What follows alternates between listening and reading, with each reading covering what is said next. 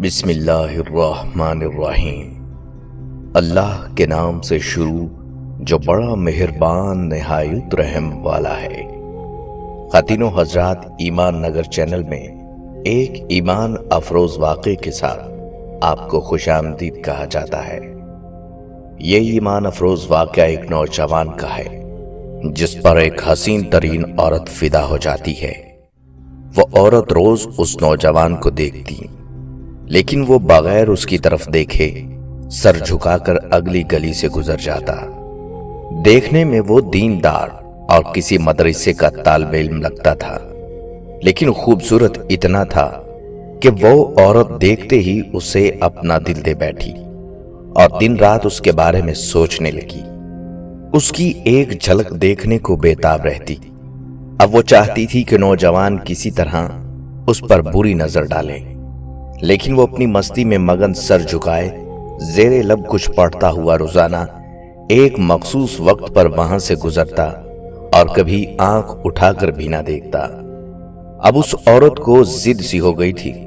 وہ حیران تھی کہ کوئی ایسا نوجوان بھی ہو سکتا ہے جو اس کی طرف نہ دیکھے، اور اسے ایسا سوچنے کا حق بھی تھا کیونکہ وہ اپنے علاقے کی سب سے امیر اور خوبصورت ترین عورت تھی۔ خوبصورت اتنی تھی کہ جب وہ باہر نکلتی تو لوگ اسے بے اختیار دیکھنے پر مجبور ہو جاتے۔ اسے حیرت تھی کہ جس کی خوبصورتی کو دیکھنے کے لیے لوگ ترستے ہیں وہ خود کسی کو پسند کرے اور وہ مائل تک نہ ہو، اس کی طرف دیکھنا بھی گوارا نہ کرے۔ اسے اپنی انا کی شکست منظور نہ تھی۔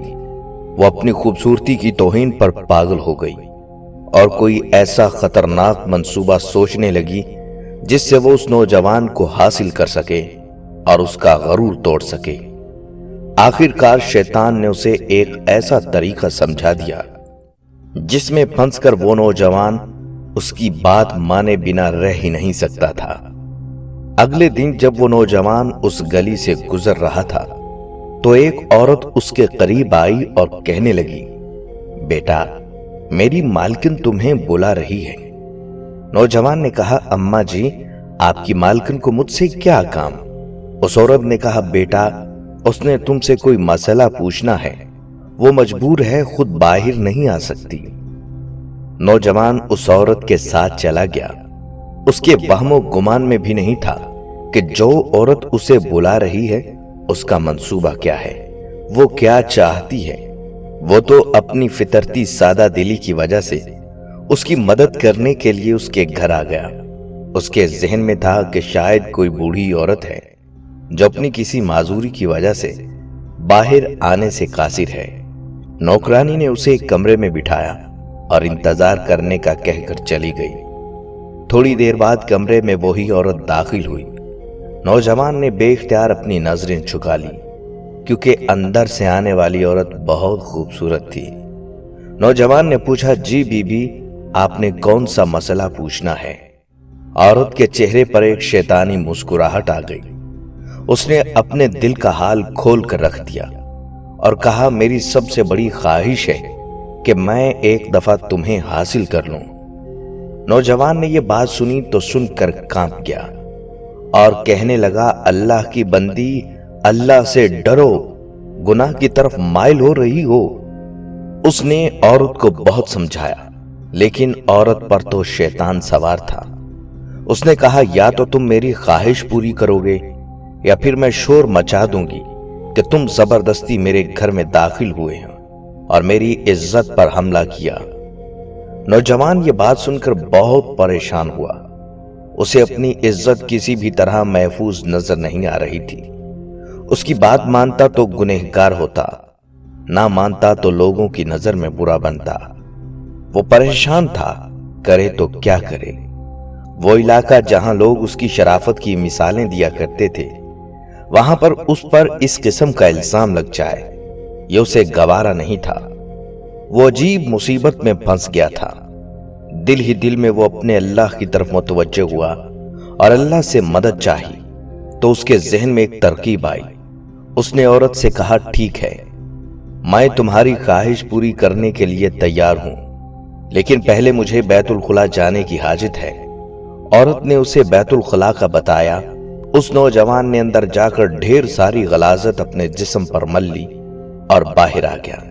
عورت اسے دیکھتے ہی چلا اٹھی، یہ تم نے کیا کیا ظالم؟ مجھ جیسی نفیس طبیعت والی کے سامنے اتنی گندی حالت میں آ گئے، دفع ہو جاؤ، نکل جاؤ میرے گھر سے۔ نوجوان فوراً اس کے گھر سے نکل گیا اور قریب ہی نہر پر اپنے آپ کو اور اپنے کپڑوں کو اچھی طرح پاک کیا اور اللہ کا شکر ادا کرتا ہوا واپس مدرسے چلا گیا۔ نماز کے بعد جب وہ سبق میں بیٹھا تو تھوڑی دیر بعد استاد نے کہا، آج تو بہت پیاری خوشبو آ رہی ہے، کس طالب علم نے خوشبو لگائی ہے؟ وہ نوجوان سمجھ گیا کہ اس کے جسم سے ابھی بدبو نہیں گئی اور استاد طنز کر رہے ہیں۔ وہ اپنے آپ میں سمٹ گیا اور اس کی آنکھوں میں آنسو آ گئے۔ تھوڑی دیر بعد استاد جی نے پھر پوچھا، یہ خوشبو کس نے لگائی ہے؟ لیکن وہ خاموش رہا۔ آخر کار استاد نے سب کو ایک ایک کر کے بلایا اور خوشبو سونگنے لگا۔ اب اس نوجوان کی باری آئی تو سر جھکا کر استاد کے سامنے کھڑا ہو گیا۔ استاد نے اس کے کپڑوں کو سونگا تو وہ خوشبو اس کے کپڑوں سے آ رہی تھی۔ استاد نے کہا، تم بتا کیوں نہیں رہے تھے کہ یہ خوشبو تم نے لگائی ہے؟ نوجوان رو پڑا اور کہنے لگا، استاد جی اب شرمندہ نہ کریں، مجھے پتا ہے میرے کپڑوں سے بدبو آ رہی ہے، لیکن میں مجبور تھا۔ اور اس نے سارا واقعہ استاد کو سنایا۔ استاد نے کہا، میں تمہارا مذاق نہیں اڑا رہا، خدا کی قسم تمہارے کپڑوں سے واقعی ایسی ہی خوشبو آ رہی ہے جو میں نے آج سے پہلے کبھی نہیں سونگی، اور یقیناً یہ اللہ کی طرف سے ہے کہ تم نے اپنے آپ کو گناہ سے بچانے کے لیے اپنے آپ کو گندگی لگانا پسند کر لیا، لیکن اللہ نے اسی گندگی کو ایک ایسی خوشبو میں بدل دیا جو کہ اس دنیا کی نہیں لگتی۔ کہتے ہیں اس نوجوان کے ان کپڑوں سے ہمیشہ ہی خوشبو آتی رہی۔ خواتین و حضرات، کہا جاتا ہے آج کے دور میں ایماندار وہ ہے جسے برائی کا موقع نہیں ملا۔ حقیقتاً ایمان والا وہی ہے جس کو برائی کا موقع بھی ملے اور وہ اللہ کے ڈر سے برائی نہ کرے۔ آج اگر ہم اپنے گریبان میں جھانکیں، کیا ہمارا ایمان ایسا مضبوط ہے کہ ہمیں اس طرح برائی کا موقع ملے تو کیا ہم اپنے آپ کو روک پائیں گے؟